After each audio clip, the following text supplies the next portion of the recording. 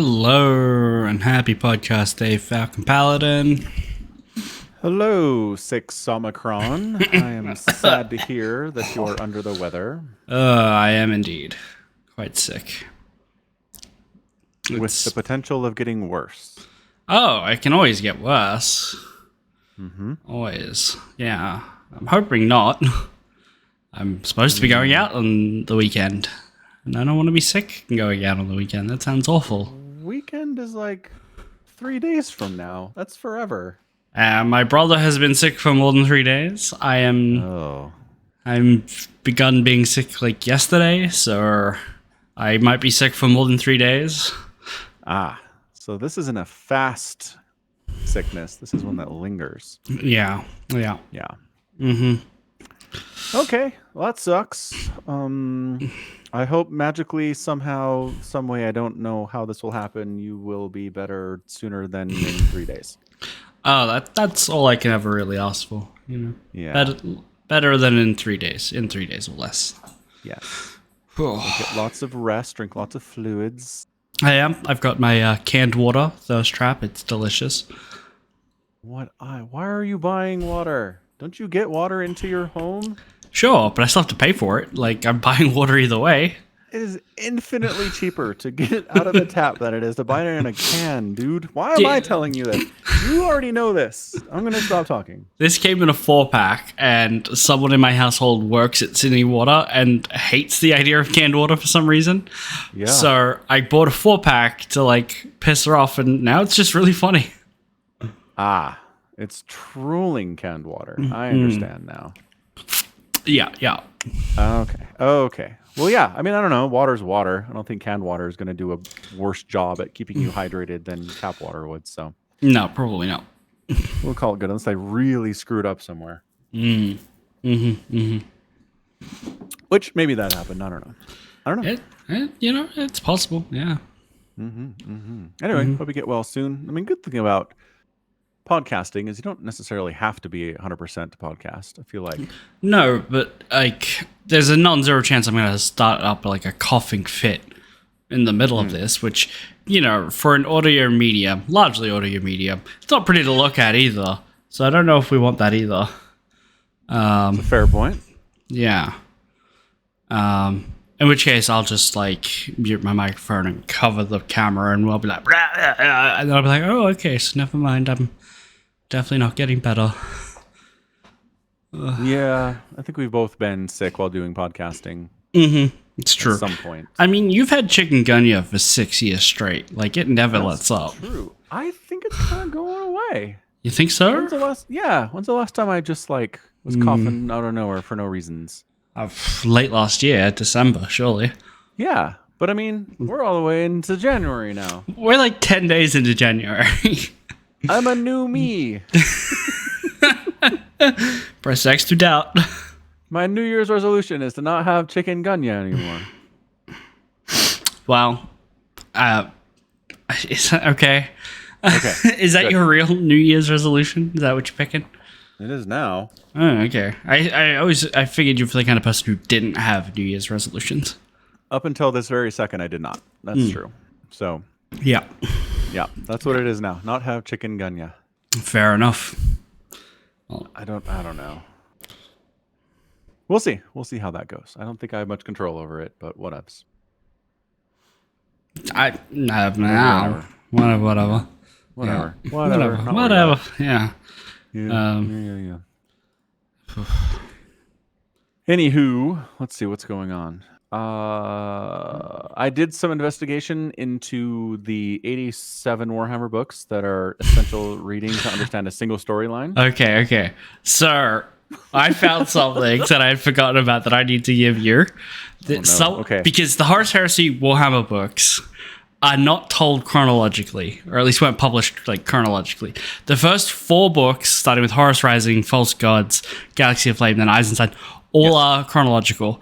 But after that, they're like, hey, here's a book, it's kind of over here.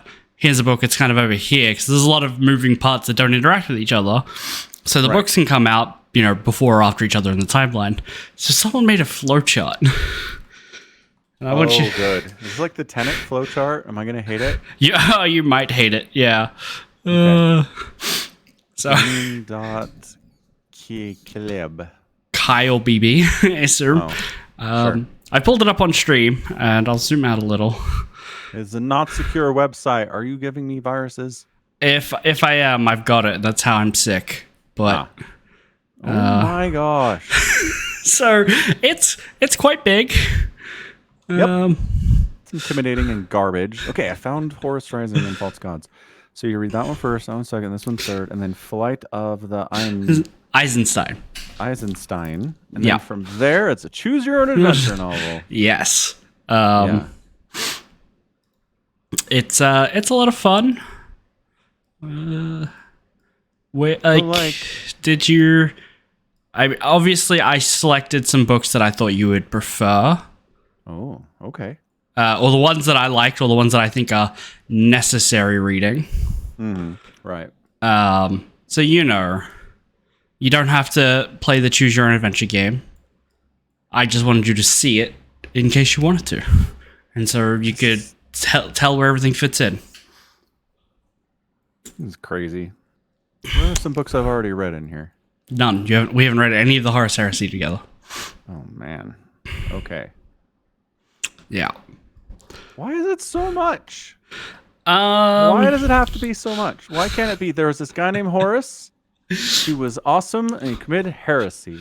Why is this like 37 books? Oh, it's not 37. It's 58. Why is it 58 books? 14 of them are anthologies. Oh my God. That's not a book. That counts as 10 books. So if you look at the top right, those 14 books up there are anthologies. Yes. And so in the flowchart, if you're looking, and it's there's actually a handy little key here as well. If it's a square, but the top left-hand corner is cut off, that's from an anthology, and I'll tell you which book it's from. Okay. It's very handy. Circles are audio only, like audio dramas. What? Yeah, there's audio I dramas. like listening to books. I like reading books. Fortunately, you'll notice a lot of the all of the circles are not major, like big points. Okay. So they're very much the flavor. Their flavor, yeah. So the reason why this has to be so much, or at least is so much, is I don't know how to put it. They like money is, I guess, a good way to put it. And the series was, as a whole, way more popular than what they expected it to be. Okay. So When you, this is exceeding profit expectations. Make more. Pretty much. And like, there's a whole bunch of different writers. It's not one writer, one author who's doing all of this, obviously. And when you have a story that is fundamentally about the Space Marines, like, turning traitor, and you have 20 legions-ish, right? Turns out, putting them in all these different places, and you want to give them all stories in this setting, you end up with 1,000 books, because you can't ever resolve anything in just one book and be like, well, that's their story in the heresy. It's like what they do for the rest of the time, sit around twiddling their thumbs. No, you got to give them something to do. And that's how you end up with 57 books. I don't like it. Thanks for calling it down from 57. I appreciate it. Yeah, I think I got it down to like almost 20. Sure. Yeah. I didn't count. I would be sad. I didn't count either. I did, of course. More than... I did realize that if I, like, when I gave you that list, I'm like, hey, there's going to be people and places that aren't going to be referenced because I just know about them from listening to lore videos for 6 years, you know? Right. They're just in your head already. They're just in my head already. So there's a lot of stuff that you can just ask me, and I'll be like, here's some lore videos to watch at some point when you're ready for it. Got it. Yeah. What's up, Bovine? Bovine likes the new setup and the new graphics and stuff. Thanks, Bovine. Very cool. Thank you kindly. Yeah, Samacron, his New Year's resolution was to add some new assets and graphics to the podcast. It looks good. And that I did. Made them all myself. Yes. Which is why if there's a problem, like this flowchart not aligning correctly with the page, the window that I've given it for it, so that people can look at it. That's why, because I made it. I can't scroll any more to the left, and the stream can't see the leftmost tab. But hey. Anyway, which books were you able to get? Because you don't want to pay for even 20 good-ish books, you know? So I went to my library's mobile ebook app, and they do have Horus Rising, False Gods, and Galaxy in Flames. Perfect. I am first in line for Horus Rising and False Gods, so I should be getting it like tomorrow, maybe. So I'll start on it then. Okay, excellent. That's good to hear. Yeah, it's a good start. Yeah. So the reason why a lot of these stories jump back and forth all over the place is because they want to tell the story of legions and places and people before the start of the war, basically, in the time of like what's called the Great Crusade, right? So the Emperor sets off from Terra. He's conquered that planet. And he's got 20 legions of Space Marines. He wants to reconquer the galaxy, reunite all these lost little pockets of humanity's empire. And they want to tell stories before that as well. But when they were first making this, they only expected it to be about 10 books. Okay. So when you read, like, and this is probably my biggest complaint with the first 3 books, which is how Horus decides to do the heresy, he does it really quickly. Yeah. Okay. Not much of a lead up or character arc here. No. So you get like a lot of like, here's how he operated, right? Like he has this, his lieutenants called like the Mournival, and he kind of uses them to present certain ideas that he can purposefully accept or deny to make him look more flashy or generous. Like some of them will be like, no, we should go to war. These are clearly alien lovers. And he'll be like, no, my sons, I am magnanimous. I will give them a chance to talk and maybe we can work this out. And in his mind, he's already made up this thing, but he's like using people to politically present him as someone as like a liberator rather than a conqueror. So there is, he still gets character work. He's not a bad character. It's just like, I'm going to try and talk to these people. Maybe it'll be nice. You know what? Maybe we'll just let the galaxy burn. It's pretty quick. That's all.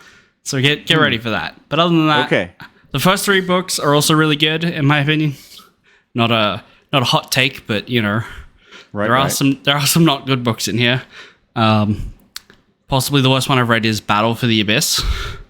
I've not put that on the list for you. You can find it on the flowchart if you want, but we don't need to. Noted. Fair enough. Yeah. It's just not good. Don't worry about it. It's also like the 6th or 7th book in the series, if you were to read them by a release date.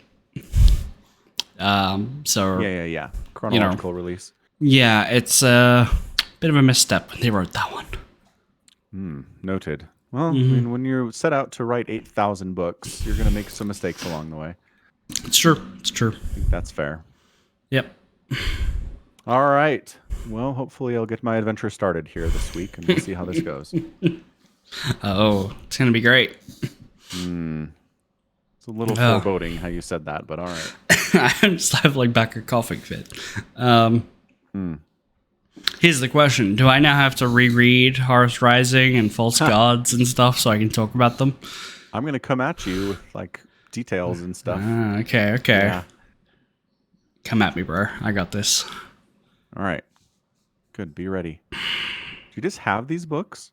I probably have those ones as like you can read them like on Kindle. Yeah. I possibly have those audiobooks as well. I mean, that's having a book, isn't it? Yeah, no, absolutely. Yes. Okay. Audible says I have 126 titles. Working through this will take time. I have I have Galaxy of Flames, Flight of the Eisenstein, Battle for the Abyss, Tale of the Hero. I might be missing the first 2. I might have read those ones. Read those ones. Got it. Yeah. All right. Good. Hopefully next pod time we will have some discussions on the first couple books at least. We'll see. Yeah. That would be nice. I'd be down. I wish you'd already read them. Anyway, Because now I just want to talk about Warhammer. It was smart to get in early in the podcast, but now it's all I can think about. Yeah, I was thinking about that actually. Too bad. Yeah. Too bad. Too sad. Figure it out. So they released a trailer for the Netflix show The Three Body Problem, which is an adaptation of a science fiction book that's apparently supposed to be pretty good. Yeah. I think it's by a Chinese author. Yeah. Okay. So it's interesting because I don't know. I don't feel like we get a lot of books from China that like really make it big out west. You know what I mean? Right. I can name none of them. Right. Exactly. So I mean, this has been good enough. It won like the Hugo Award for the best science fiction novel. I mean, a bunch of awards when it came out back in 2015. Mm-hmm.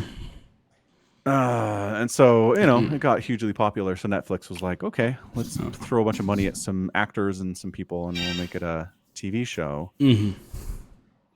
Yeah. I can name one Chinese book. Oh. Sun Tzu's Art of War. Art of War. Yeah, I was going to say that. Yep. Yep. That's good call. Yep. Anyway, so initially it was announced that Benioff and Weiss would be adapting it. Everyone's favorite two people from the Game of Thrones show. Sure. So, I don't know. Like, the initial concerns were these guys are terrible and they're garbage. Uh-huh. But in all fairness, everybody loved their work until they ran out of stuff to adapt, right? That's true. That's true. Everybody loved Game of Thrones through season 4 at least. 4 stuff started falling off the wagon, but first 3 seasons are incredible. And the Three Body Problem is done. So they're given something to adapt that is done. The story is complete. They will never be asked to figure out how the story ends like they were with Game of Thrones. Mm-hmm. So, I don't know. Liam Cunningham's in it. He's great. He was Davos from Game of Thrones, the Onion Knight. Oh, yep. I like Davos. Him. He's good. He's good. And there's just a couple other people in there that I'm like, these are really solid actors. So, I have a question. Okay. Do these guys always come as a pair? Right? Isn't that weird? I think they do. I don't know what it is. Like they've got some shared mindscape that they can only access if they're in the same room. If they're alone, they can't do anything, right? Right. Actually. Yeah. So I'm looking at the Three Body Problem on Wikipedia. Okay. It says it's developed by them and Alexander Wu. I don't know who that is. Neither do I. American writer and producer for television. But he's being equally credited here, and there's a lot of executive producers being listed. Okay, that's good. So I'm just wondering who this third guy is. But yeah, I mean, they always seem to come as a pair. I don't know why. It's just... I wonder if anyone's asked them that, like in an interview at some point. Like, why on earth? Well, I assume they don't. That's if I had to guess, because I'm just looking at who am I looking at? David Benioff. I'm looking at his filmography. He has writer credits but not producer credits. Sometimes both. Sometimes just a producer, not the writer. Sometimes the writer or the director, but not the executive producer. There's got to be something here that he hasn't done with the other guy, like Troy. He hasn't done Troy with the other guy, Right. And Troy sucks. So does it? The movie Troy, I watched this like 1,000 times when I was a kid. I don't remember it sucking. You can trust 14-year-old Summicron. Greeks going to war. What could be more fun? Right? It seems like it's hard to mess up, but they kind of did. Or he kind of did. So you reckon they did? They won a bunch of awards I'm looking at. People don't like Troy. Maybe they do. Brad Pitt did... he was nominated for Worst Actors at the Stinkers Bad Movie Awards. So, who knows? Not great. That's all. But, I'm just saying... if these two together are great at adapting existing books Mm-hmm, and mm-hmm, putting them onto TV mm-hmm, for that mm-hmm. medium, then okay. I'm not saying I'm going to watch this day one because I won't. If as I'm going to do my same thing, if there's buzz Right. about it and Mm-hmm, everyone is in love with it, I'll watch it. mm-hmm. I actually had an interesting experience in the last week or so with Wonka. Okay. It's like a prequel to Charlie and the Chocolate Factory. Uh-huh. Like, how did Willy Wonka find the Oompa Loompa? Like, no one gives a shit, Hollywood. Like, No one no one cares. was asking that question. Yeah. Right? So I Right. was like, I'm not going to watch it. But then the buzz about it was all like good. People are like, yeah, I went. It was fun. Like, it was entertaining. I had a good time. Okay. Like, enough people in different groups that I pay attention to were like, this is a solid movie. And I was like, oh. But I was like, I'm not going to see it because it's not good enough. Like, none of the reviews are like, this is great. They're all like, this is better than expected. And that doesn't reach my threshold if I'm going to the movies. The problem with the phrase better than expected, it really, really heavily depends on what was expected, you know? Well, nothing, right? Nobody was like, Wonka's going to be the best movie of the year. They were like, it's coming out, I guess. So super low expectations. Yeah. David Benioff did the screenplay for X-Men Origins Wolverine. Oh, gosh. See, again, Alone, terrible. Not adapting anything, terrible. Well, adapting the comic book. Was it a direct adaptation, or did they just take the well, name? Well, I think, they probably took some parts of the story, right? I guess. It just feels like comic book movies are so insistent on not just doing the comic book story. It's weird. Well, here's the thing. They're so insistent on not just doing the comic book story, but definitely, pulling bits and pieces from the comic book story at the very least, right? Yeah, certainly, yeah. But you still are, you're writing your own story. You're not adapting it at that point if you're just pulling bits and pieces from it. I mean, I feel like if you're pulling bits and pieces, that's definitionally adapting it.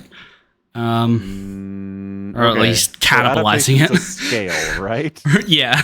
Everything's a scale. Everything's a scale. On one end, you read the book and do everything it says point by point by point by point in your movie or your TV show. And that is never going to work. Right. And then the other end of it is say, this is an adaptation of this thing. And then everything is different. And the character names are different. And the story is different. And nothing is the same. Right. So most adaptations fall. I think all adaptations fall in between those two extremes. Right. I think technically, if you this is an adaptation of X, but it shares none of the same characters, names, places, plots, or details. What you kind of have is a patched up plagiarism work. I don't think you can call that an adaptation, but it's rightfully on the scale. So I'm looking at the Wikipedia, and it's saying here that David, in preparing to write the script, reread Barry Windsor Smith's Weapon X story, as well as Chris Claremont and Frank Miller's 1982 limited series on the character, his favorite storyline. So... Okay, but if it was his idea to introduce Deadpool and have him not say anything, he fundamentally misunderstands his job. Yeah, yes. But here's the thing. If that's the change he made in adapting those stories... How is he so much did he how did he adapt any Game of Thrones with any level of competency at all? Because David Benioff and Weiss together share an incredible, brilliant mind. In my headcanon for this is David just goes, oh, wouldn't it be cool if Deadpool's swords came out of his wrists like Wolverine, and somewhere you just needed the other guy to be like, how about we just do it like how it was in the story, what if we don't? That's his entire role in the relationship is maybe not. Well, but in that case, you don't need the person to have the stupid ideas constantly at that point. Just have the other guy. Right, no. But every now and then he goes, well, we'll tell this story. And I don't know, he only gets through because they're both there, Yeah. Maybe. I don't know. It's just very weird. Hold on. It is. It's very strange indeed. I would really like to know if somebody asked them why they work as a tandem. Right. Maybe one day they'll tell us. Yeah. Confess that they're an alien species that can share their minds, and they do better when there are two aliens in the same place than one. That's all. I think that's it. Anyway. Yeah. Yeah. So it's basically, I was at a point where I was like, I'm not even going to try to find the buzz about this thing. Sure. I'm just going to forget it exists. But there's enough positive going on here that I'll keep my eyes and my ears open. And if people are like blown away by it, then okay, maybe I'll give it a shot. Fair enough. That's where we are. 3 body problem. 3 body problem. I'm going to just read the book. I don't know. Oh, I thought you were talking about Wonka. I'm like, okay, you keep an eye out for Wonka if you want. No, okay. No. 3 body problem. That makes more sense. About Benioff and Weiss.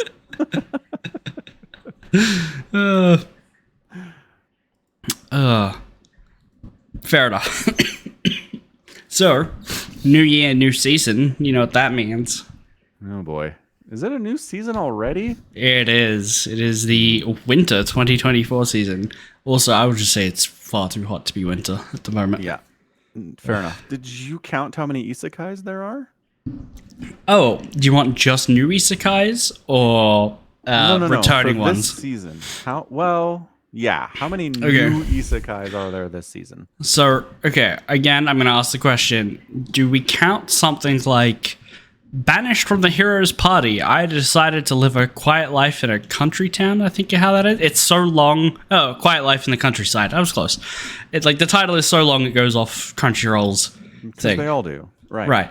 It's not an isekai in the sense that this person went to another world, but it is an isekai in every other aspect. It is the fantasy generic genre, you know? Do we count that? Yes, let's count that. Okay, then 1, 2, 3, 4, 5, 6, 7, technically 8, 9, 10, 11, 12, 13. So far, that's what I've seen so far. Ridiculous. Some of these other ones might be, but I haven't seen them, so I don't know if they technically count or not. They look very much in that genre, but I've... why is it still so popular? I have absolutely no idea. Why is the anime industry using a strategy of throw shit at the wall? Just as much isekai as we can put out in 3 months. Just and see what sticks. How is this a viable strategy? So I assume that they're just going off whatever manga's selling recently, and this stuff sells, right? And so, you know, they get popular for a while. They get barely enough readers to like keep making the book or whatever. Like the author doesn't have to go be a salaryman anymore, and that's enough for it to get a animation. It assumes there's a market there. It's all stories that they know, like these studios know how to adapt because they've done 6 others this year already. It's, I don't know, I assume it's cheap, it's easy, and they can make it.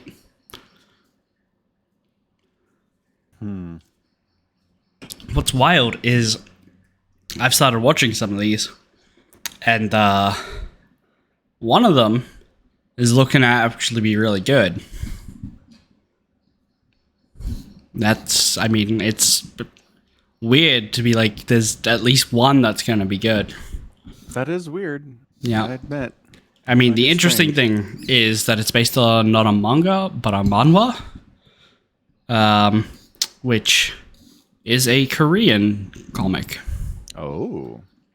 So it's very interesting because it's animated by a Japanese studio, but all the character names are Korean, and it's set in, I believe, Korea. So you get a lot of like Junwoo Sun Bong or San or whatever. Then you slap the Japanese honorific on that as well. So it's like the naming convention is very different to what I'm used to.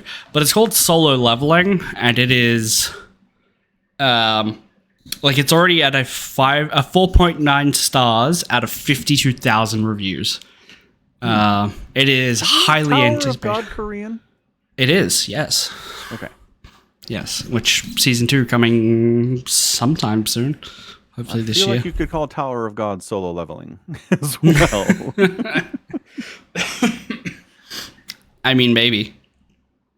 But I don't know. I guess there's more partying going on in Tower of God. Anyway. Tower of God turns into like a high school anime for the end of it there.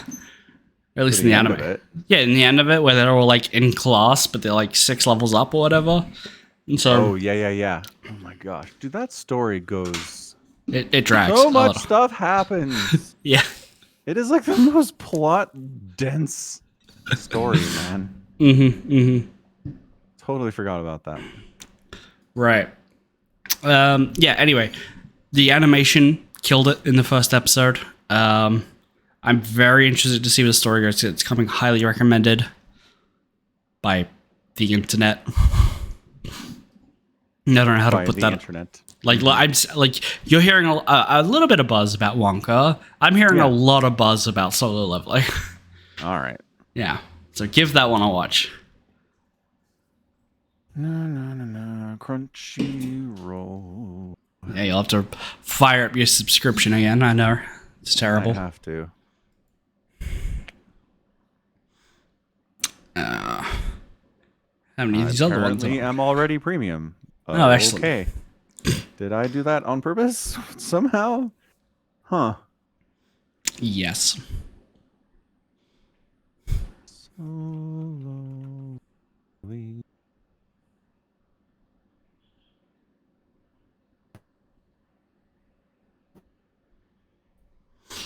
Oh no, it's the world's weakest hunter, Sung Jin Woo. Yes. So, the story is there's a bunch of like portals that opened up all over Earth, and Earth's guns and military can't fight the things that come out of it. So instead, they routinely send in people who had like magical abilities that manifested at the same time as the portals. The portals. They could like punch and slice and kick in them. So they send those in, and this guy is unfortunately considered to be the absolute weakest adventurer or whatever they called ever. Like, he is just really, really weak, you know? Right. You can only enter the lowest ones, but they're all really, really happy to see him, like, when they're adventuring party. Because it turns out, like, these people just, like, do this as a job now. And he can make, like, just enough money to scrape by. But everyone else that, like, goes into the dungeons with him are all really happy. Because when he's here, you know it's going to be an easy time. Because they wouldn't send him on something that would get him killed. But, you know. Yeah. So, it's interesting.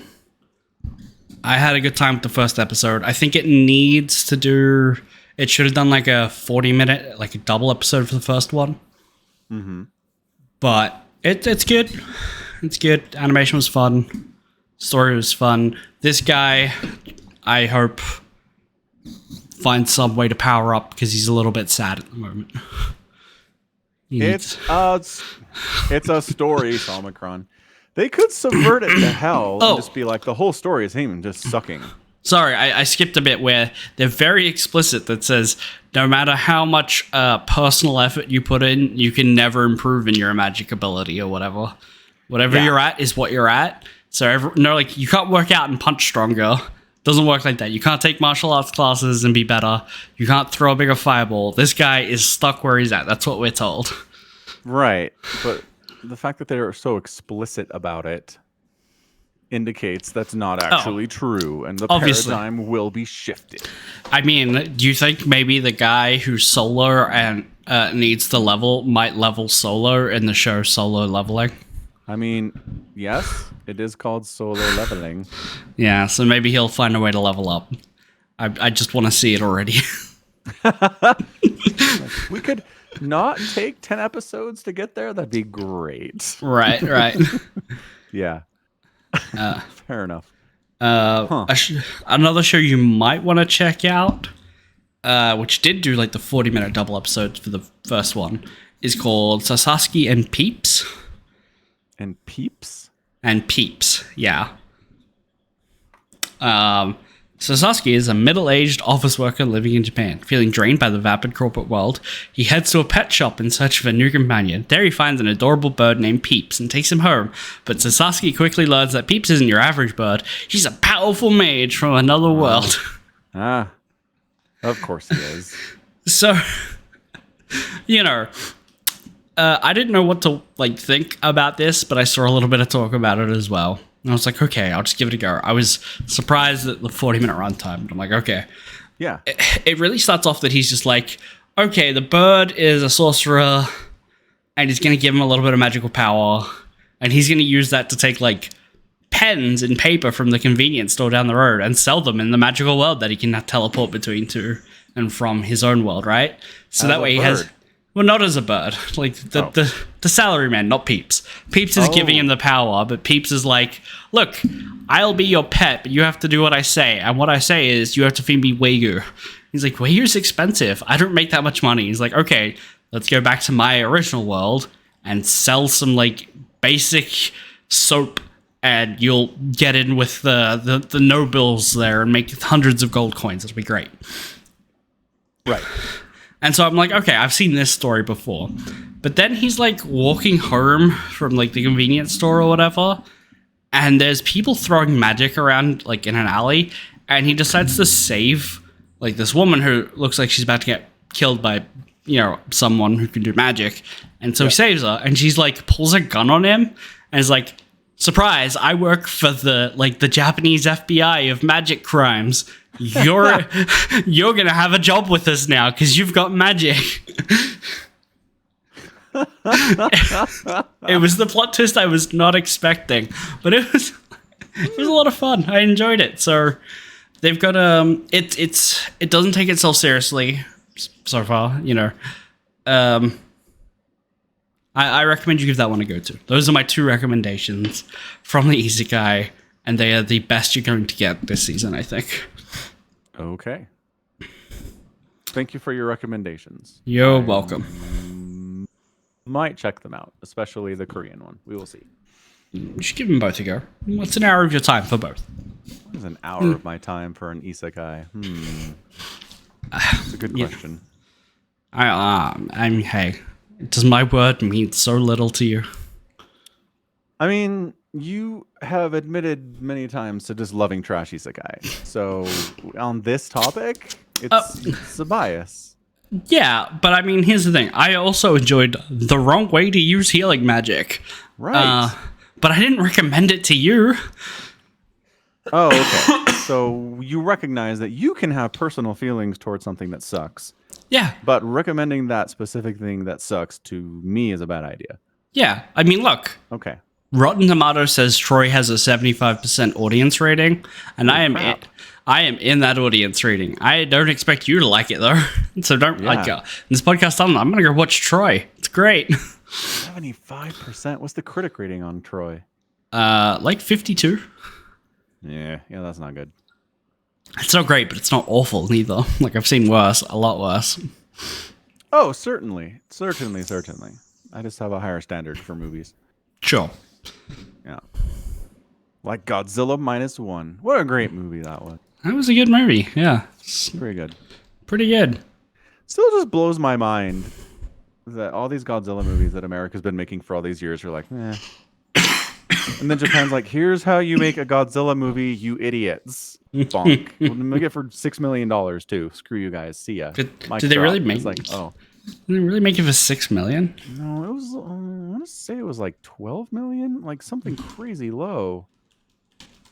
15 million. Yeah. Yeah. That's pretty low. Yeah. Yeah. So they're just like, look, this is how you make a Godzilla movie that people will like. Here you go, and it's cheap. Enjoy. Box office 90 million. And America is shamed. We're like, oh, we should have figured this out. We should have figured out that having characters the audience can relate to as humans is a good idea in our Godzilla movie. Yeah, it's probably something you want. If anybody ever brought it up in any of our meetings, then if people had brought up these basic cinematography and filmmaking ideas as relatable characters, If any of us had actually gone to film school, maybe we would have known this. Seriously, why is this hard? Mm-hmm. God, I was watching a video about the Wheel of Time adaptation. Sure. And that was just one thing that the dude said. He's like, it's like they don't understand what a character arc is. They take characters, stuff happens, but the character doesn't change or grow or learn anything. They're the same at the end of the story as they are at the beginning. And it's like, how did nobody in the room be like, this is not how you write character? What's even sadder is they brought Brandon Sanderson in to consult on this show, who wrote the final books in the Wheel of Time. So like he knows these characters as well as anybody in the world. Right. And he couldn't stay quiet. Like after it released, he's like, I tried so hard to explain to them, we need character arcs. It's important. And they were just like, nah. No, we don't. It'll be fine. How do these people get jobs? Like, I wouldn't be a good TV writer, but I understand we need arcs for the characters. I don't know how to do it, but I wouldn't just disregard it as a concept entirely. Anyway. Oh, that's funny. That's stupid. That is funny coming from the guy who wrote a book who's like, and then your basement gets flooded. And he's like, well, I'll just call a guy. Like, there's absolutely nothing affects him throughout the entirety of his book. He's worried his computer can be tracked. So he takes it to a guy and be like, can this be tracked? And the guy says, no, don't worry about it.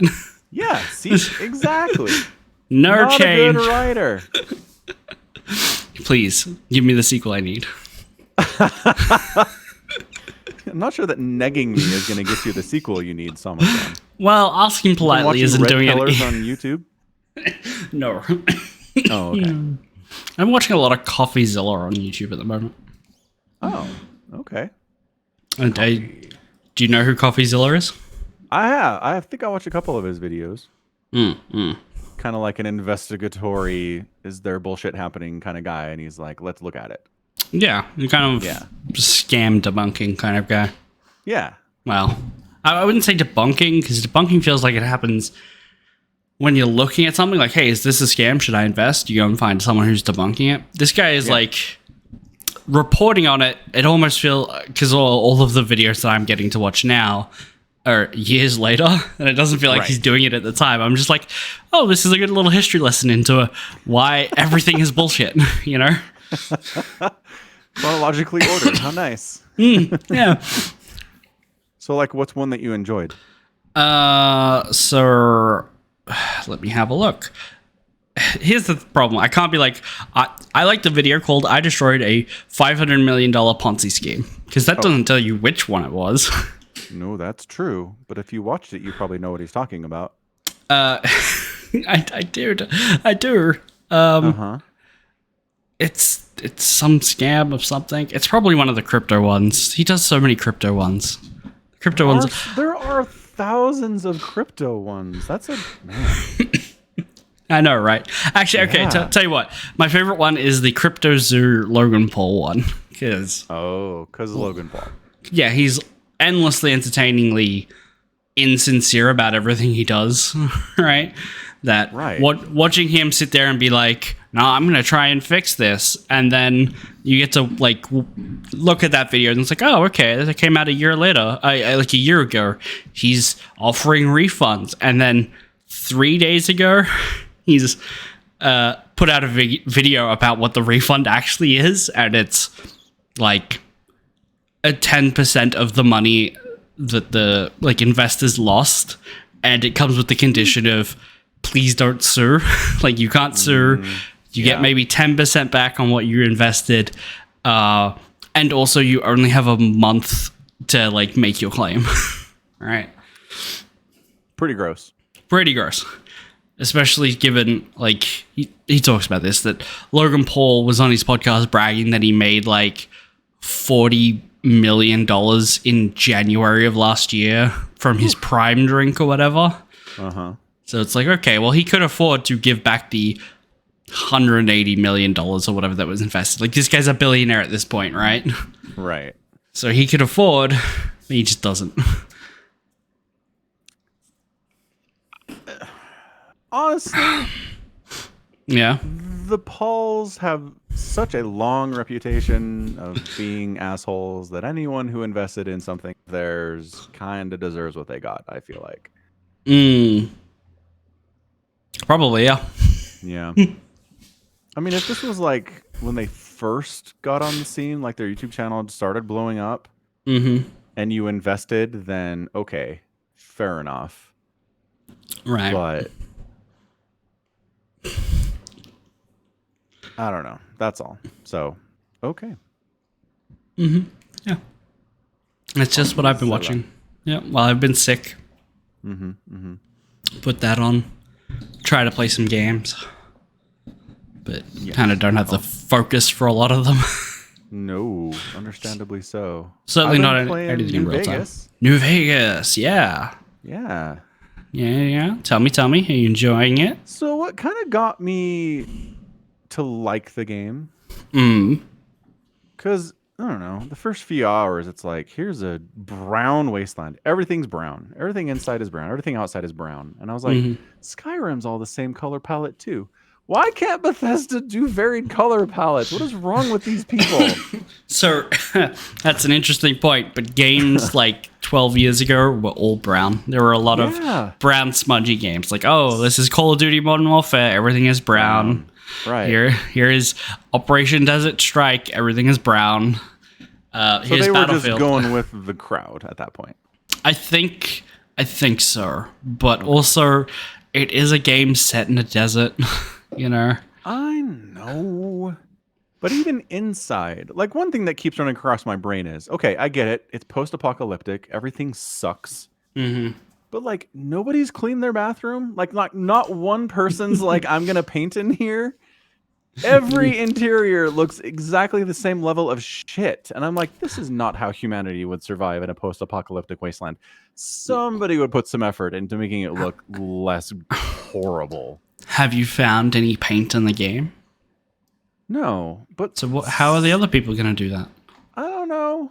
Well, I've never found like paint. There is stuff I keep finding, and I think it's like a paint gun, and I'm like, I don't know what that is, so I haven't been picking them up. Okay, fair enough. Do you know what I'm talking about? Not off the top of my head. A paint gun in New Vegas is, literally paint guns to paint things. Okay. There are 14 of them in the Retcon test site's basement alone. Fair enough. And it's just a junk item. You can't do anything with it in game. Right. Well, that's the problem. All the NPCs are like, I want to redecorate my bathroom. And they go pick up a paint gun. And it doesn't do anything. Yeah. Look, I think if you go in, it's been a while since I've remembered any of the locations, but like the first town that you're in, Happy Springs or something. Good Springs, yeah. Good Spring. Like the bar, like they've put up lights and stuff to make it look pretty. There are people who decorate, and there just needs to be more of that. But I don't think a lot of people are like, hey, I'm in Prim and we're all stuck in this casino because bandits took over. I'm going to take the time to paint the bathroom. Right. I'm just saying, it's not the immediate aftermath of nuclear holocaust. Right. We've had some time. That's all. That's fair. That's fair. But then again, I look at Skyrim, and Skyrim's all grays and like dark greens. The whole darn game. So just Bethesda's like, I don't know, pay someone to actually give us a varied color palette out here. It's Obsidian this time. It's all the same color. Yeah. Anywho. But okay, back to my original point. So you're talking to these people in a town, this garbage rundown town where everything sucks. And he's like, we used to go get spare junk from this rocket testing site up the road.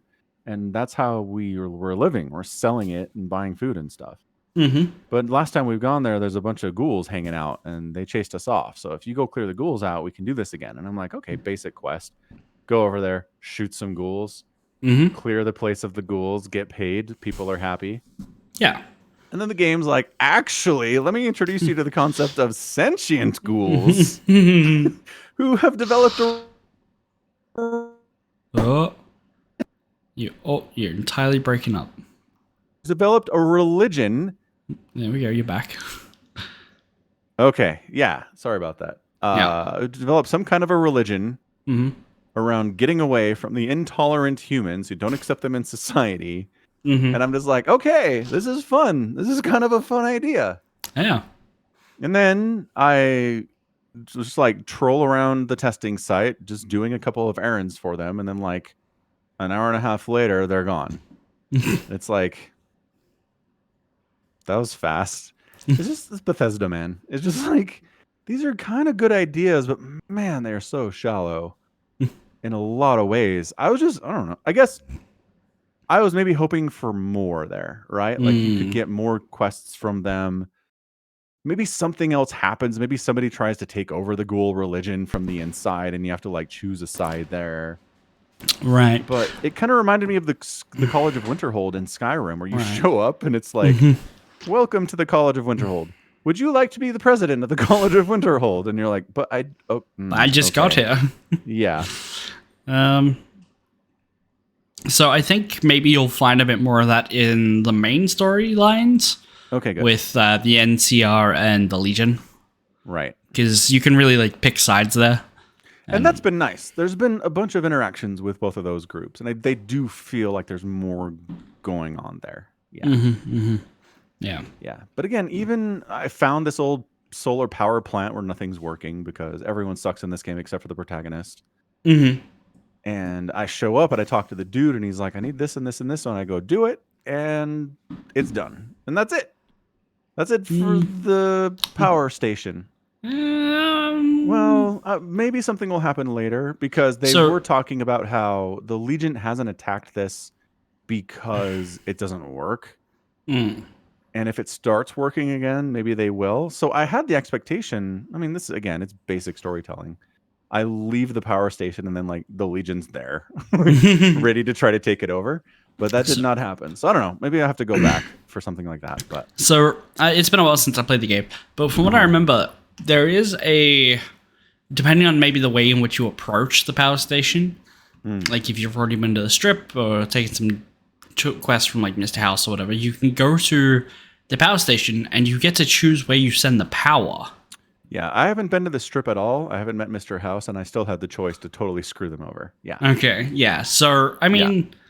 I feel like maybe that choice would feel a little more impactful if you like gave a shit about each of the options. Yeah. You know? Yeah, I was just kind of like, both this NCR lady and the scientist said to send the power over here, so okay. Right. Not knowing why that might be a good or bad idea. Yeah. Not really, no. But the NCR has been fairly cool to me. They haven't tried to shoot me on sight, so I appreciate that. That's true. They won't do that. Yeah. I do really like the scientist at the solar power facility. If like you talk to him, he's like, I've got a theoretical degree in physics.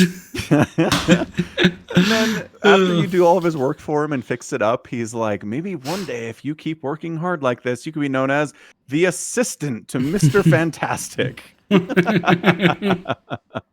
I do remember that guy. Yeah, he's very funny. Yeah. So yeah, there's good writing in this. And again, the writing is good. Obsidian was a good video game writer. EA killed them, but they were good in their time. I mean, Obsidian made The Outer World, so... Oh, are they still alive? Yeah, Obsidian's still alive. Oh, good. So yeah, I did play Outer Worlds. Okay, so they're still around. They're still doing good video game writing. Well above average, for sure. For sure. And that game, not all brown either. Lots of colors in that game. That's true. Yep. It's because they totally broke from Bethesda at that point. Like, we're doing our own thing. Maybe. We're using all of the colors. Maybe. So, I started playing Fallout 4 VR the other day. Oh, I didn't know that was a thing. Okay. That's a thing. Have you played much of Fallout 4? None, because I was like, I know what Bethesda does. And guess what Fallout 4 is? More Bethesda. Yeah. So I've played Fallout 4 way back when it came out on the same day as Legacy of the Void. Right. And so I wasn't really super interested to actually like play the game, but I just wanted a Fallout VR experience. And so I'm playing like the start of the game, And the start of the game is the camera looking at the player character and his or her partner, right? And this is character creation. You're playing the mirror reflection of, like, the couple is looking into a mirror. The camera is the mirror looking at them, right? Yes. And then you get to pick your character. I couldn't really do any character design. I don't know what the controls were. I wasn't getting tooltips. So it's like, you can choose from a preset. And I was like, okay, I guess I'll take this preset. Okay, preset. I'm first person, so I'm not going to be able to see this anyway. Yeah, exactly. But I took a step back, and my camera immediately went through the wall. Right? I'm like, oh, okay. Literally the first second of the game is I'm looking on the inside of a wall. Jank. Yeah. Yeah. I look down and I've got a faucet coming out of my, like, sternum, you know? It's not... Right. It's a little disconcerting. But eventually I get to play in the game. And this is pre-war, so you go hide in a bunker because the nukes are dropping. It's cryo. You get let out. It's 200 years later or whatever. Right. When you're leaving the vault, the first thing I did was I remembered, oh, there's a gun in, like, a locked storage container or whatever. But you can see it because, like, they want to be like, hey, look at this fancy like, fancy gun that looks better than just, like, a pistol that you've got. And so you go have a look at it. It's like, okay, you can pick this lock, but you need to have master level picking, which at the start of the game you can't have. You do not have master level picking. Right. Right. So what I did in VR is I just stuck my controller through the box and picked it up. Through the box. Yeah. Yeah, and just picked it up. Saw that coming. Mm-hmm. Yep. Good call. Immediately had this gun. I'm like, okay. So I have a pistol, which so far I've used to shoot rad roaches, which is fun. Like, the gunplay in Fallout is fine because you point, you click, you kill. It's great. Yeah. I'm enjoying it. No need to level up my gun skill. You don't find yourself missing when you're shooting at center mass? Okay, no, good. no, it's Wonderful. great. Mm-hmm. But I then tried this new gun, and it's clearly like a bigger, bulkier rifle. And there's no way to, like, attach your other hand to hold it two-handed. Uh-huh. So every gun, sniper rifles and everything, you only ever hold one-handed. In a VR experience. Sniper shot's interesting. Yeah. Yeah. So there are games that make use of two-handed guns. Mm-hmm. Yeah. Okay. Every other VR game I've got, even if you have a pistol, you can tell it to grab from, like, the bottom or whatever, so you can steady your shot even further. Nothing in Fallout. Absolutely nothing. Yeah. So good job, Bethesda. Love you guys. Even in, like, bits of the guns that are like, okay, here's where you could easily use a two-hand. Like, one of the first guns you get, if you wander where the game wants you to wander, is called, like, a laser musket. And it's like this jerry-rigged laser gun, right? But it has a crank, and so you can crank charges into it. One charge for a normal shot, or you can crank 2 times for a slightly more charged shot. It would make sense if you could hold the gun and crank it with your other hand, so you could crank, shoot, crank, shoot, crank, shoot, right? No, you have to crank, push the reload button, crank. Push the reload button again, crank. Shoot. Nope. All while aiming a long rifle one-handed. Right. Trying to dodge incoming attacks or, find cover. That's terrible. You've got 2 hands. Can you dual wield now? That would make sense. Like, hey, I found 1,000 10mm pistols. Can I hold 2 of them at once? No. This isn't Halo 2. What do you think you're doing? God, I would love a VR Halo 2 experience. That would be great. That would be super cool. That would be really good. I'd also like Halo 5 in the Master Chief Collection while we're wishful thinking. Really? Yeah, I want to play it. It's been so long since I played it. Yeah, but doesn't it suck? Yeah, it does. But I want to be able to go from, like, 1 to infinite playing the full story. I don't care. Like, Halo 4 sucks. I still replayed it when I want to redo the whole thing. Okay, fair enough. Reasonable desire. I'm okay with it. It should just be there, even if it sucks. Halo 4 is there. It should just be there. Is there, like, have they announced it's going to be there, or they're like, no, it's not? No. They said it's not going to be there, or they just haven't said anything? I think they said, like, ages ago, like, pre-Infinite, that they weren't going to do it. Oh. And I think the reason they're not going to do it is because it sucks and they know it sucks. Like, Eh. even Halo 4 had like its defenders. Everyone hates Halo 5. And good. the worst part is Halo 5 already runs on PC because when they released it, they were like, oh, hey, you can now download Halo 5 Forge so you can build your custom maps on PC. That'll be easier than doing it with a controller.